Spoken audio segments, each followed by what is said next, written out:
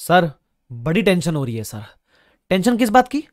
Sir जो subject आज पढ़ रहे हैं ना हम, वो सब्जेक्ट तो याद है, लेकिन जो सब्जेक्ट हमें 2 हफ्ते 3 हफ्ते पहले पढ़ा था उसका सोच के टेंशन आ रहा है कि वो याद है ही नहीं, लगता लगता है कुछ भी।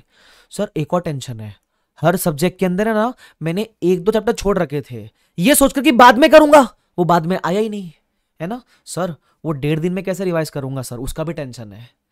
घूमता है ना ये सब माइंड में चीजें, और ये सब घूमने के चक्कर में जो अपना पढ़ाई का कीमती समय है उसमें से कुछ समय ये सब सोचने में ही निकल जाता है, और टेंशन के मारे जो पढ़ रहे वो भी बराबर से पढ़ाई नहीं होती।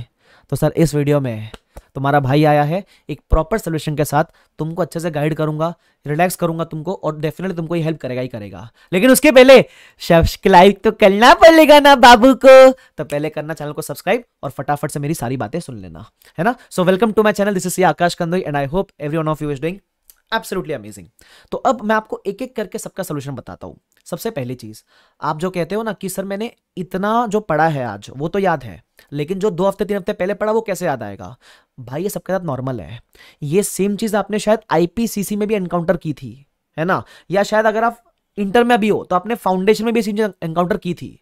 तब मुझे बताओ, तब भी आपने कोई सब्जेक्ट तो ऐसा होगा 2 हफ्ते पहले पढ़ा था, फिर एग्जाम के दिन पे उठाया था, कर लिए थे ना, क्लियर कर लिए थे ना। भाई यही है। अरे वो छोड़ो, 10th 12th में भी तो दिया था ना आपने, 10th 12th बीकॉम हर जगह होता है ये सब चीज, बीकॉम छोड़ देते, बट जो भी है बोर्ड एग्जाम वगैरह में भी हुआ था ना।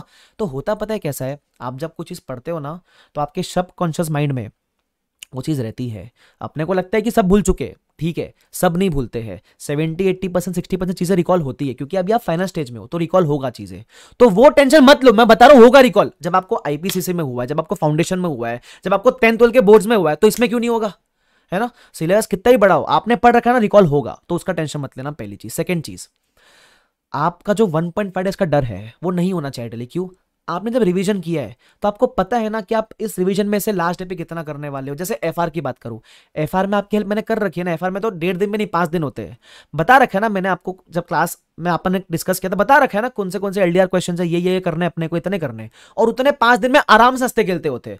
उसके अलावा एफआर का मैराथन लूंगा, वहां भी आपको मैं पूरा रिवाइज करा दूंगा, मैं आपका पैनल भी शेयर करूंगा एफआर का, जहां 5 दिन में एक नहीं 2 बार कर पाओगे। सिमिलरली एसएफएम होगा, एसएफएम जो आपने रिवाइज किया होगा, क्वेश्चन की टिकी करनी थी अपने को, टिकी टिकी करने का था, कौन सा क्वेश्चन मैं लास्ट में लेकर जाऊंगा। ऑडिट है, आपके नोट्स रहेंगे, फॉर एग्जांपल शुभम सर से पढ़ा है आपने, तो शुभम सर की किताब है जहां 350-400 पेज में उन्होंने आपको पूरा ऑडिट करा रखा है। अब वो 350 पेजेस में से आपने मार्क किया होगा ना कि क्या कौन सा मेरे को लास्ट डे पे लेके जाना है, कौन सा मेरे को सिर्फ गो थ्रू करना है, तो वो हो जाता है रिवाइज।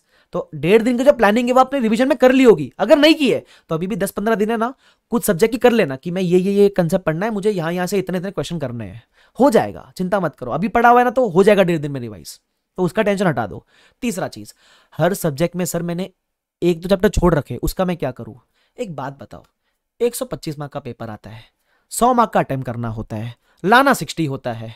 तुम टेंशन ले रहे हो कि भाई मेरे को 125 मार्क का पेपर मैंने पढ़ा ही नहीं है। अरे इट इज फाइन ना बाबा, ICAI does not want to score 100 out of 100। 125 marks का पेपर है, 25 मार्क ऑप्शन में छोड़ पाओगे, जो भी है, एफआर में 25 मार्क, बाकी सब्जेक्ट में 20-16 मार्क, जो भी है छोड़ है ऑप्शन में छोड़ने के लिए अपने पास। तो कुछ चीजें नहीं आती है तो चलता है, ऑप्शन में चले जाएगी। सर कंपलसरी में आ गया तो अरे ठीक है ना बाबा, तुमको 80-85-90 मार्क्स का पेपर भी अच्छे से आता है तो भी काम बन जाता है बराबर, क्योंकि अपने को उसमें भी फुल नहीं चाहिए। प्रैक्टिकल में 60-70-75, थियरी में तो 50-55-60, काम आराम से बन जाता है अपना। तो जब आप ये कंफर्ट देते हो ना अपने आप को कि मेरे को पूरा स्कोर करना ही नहीं है, तो फिर टेंशन किस बात का है? देखो मैं हमेशा बोलता हूं आपको एग्जाम में फोकस करना चाहिए कि मैं 100 मार्क का पेपर अटेम्प्ट करूंगा, मैं ये नहीं बोलता हूं कि आपको 100 मार्क का पूरा पेपर आना चाहिए, तुम समझ रहे हो। तो इक्का दुक्का चैप्टर आपके छूट गए भाई, कोई बात नहीं, चलता है, इट इज फाइन, ठीक है। अगर आपसे ये एक्सपेक्टेशन होती ना कि सब 100% एक्यूरेसी से आना चाहिए, तब तो 100 में 100 निकलते ना फिर सबके। तो अगर आपका सिलेबस 70-80% कंट्रोल में है, उसमें से 50% सिलेबस स्ट्रांग है, भाई मैं बता रहा हूं एग्जामिनेशन किधर नहीं गया। ये मैंने ना मतलब करोड़ रुपए की बात कर दी आपसे, समझ लेना। सपोज किसी सब्जेक्ट में 10 चैप्टर है, 10 में से अगर 8 कर रखे हैं, और वो 8 में से अगर आपके 5 या 6 चैप्टर स्ट्रांग है, भाई तुम्हारा आराम से काम हो गया, समझो ये बात।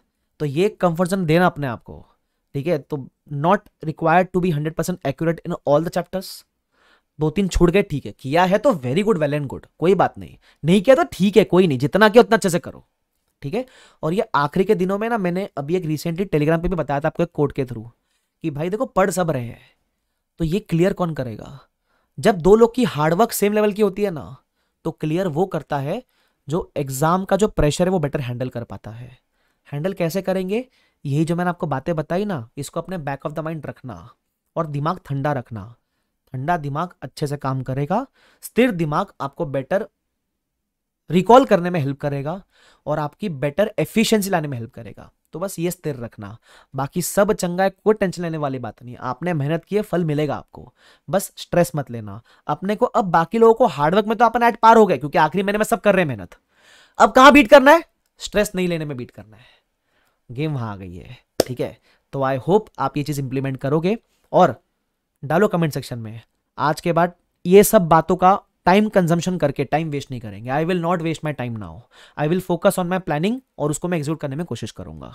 ठीक है, तो अगर वीडियो पसंद आए लाइक जरूर करना, पसंद आए तो ही लाइक करना। ठीक है, और अगर आपको लगता है आपका कोई दोस्त को जरूरत है इसकी, शेयर जरूर करना उसके साथ। ठीक है, तो थैंक यू सो मच।